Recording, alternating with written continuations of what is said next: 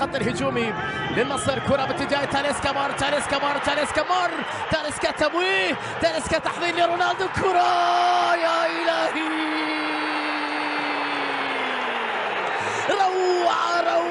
روعة يا كريستيانو.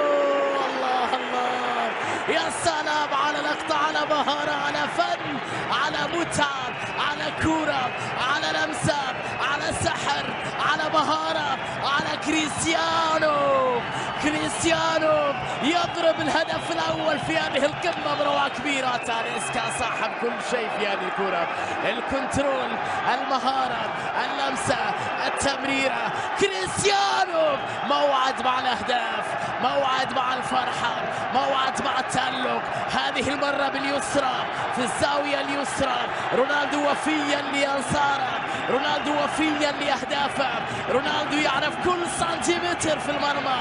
يتغير الخصوم والأندية المنافسة، لكن رونالدو يبقى وفيا لأرقامه الكبيرة. هدف جديد في بطولة أخرى، في لمسة رائعة، في ضربة جميلة لكريستيانو رونالدو. وما أدراك ما رونالدو بروعة كبيرة بضربة رائعة جدا.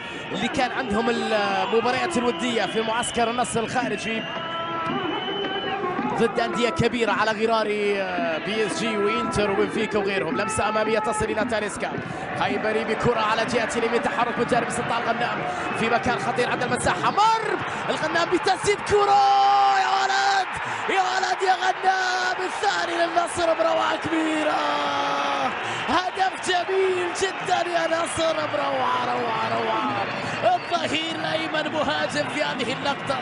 قلنا في المباراة الماضية الغنام استعاد شيء من بريقه ومستوياته، الليلة يؤكد لنا ذلك بهذه الانطلاقة الرائعة والنهاية الجميلة بكنترول. شوفها مرة أخرى، الكرة اللي كانت من خيبري خلف المدافعين، الاندفاع للرجاء، ترك المساحات، اللمسة والتسديدة والروعة من ظهير أيمن بمواصفات هجومية.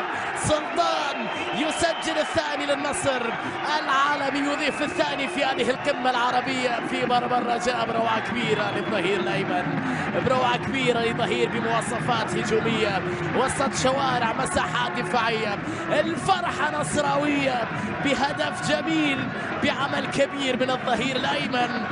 سلطان مثير للنصر في هذه الأثناء، ومحاولة بعد ذلك لاستغلال المساحات الموجودة على الرغم من الضغط العالي من جانب عناصر الرجاء. النصر يعرف كيف يخرج وبالكرة بشكل جيد من مناطقه، ثم يبحث بعد ذلك عن المساحات وعن الثغرات وعن الفرص وعن الأهداف. روزو يلعب الكرة إلى تيريز، يبحث عن كرة عرضية أخرى داخل المنطقة بالراس، بروعة كبيرة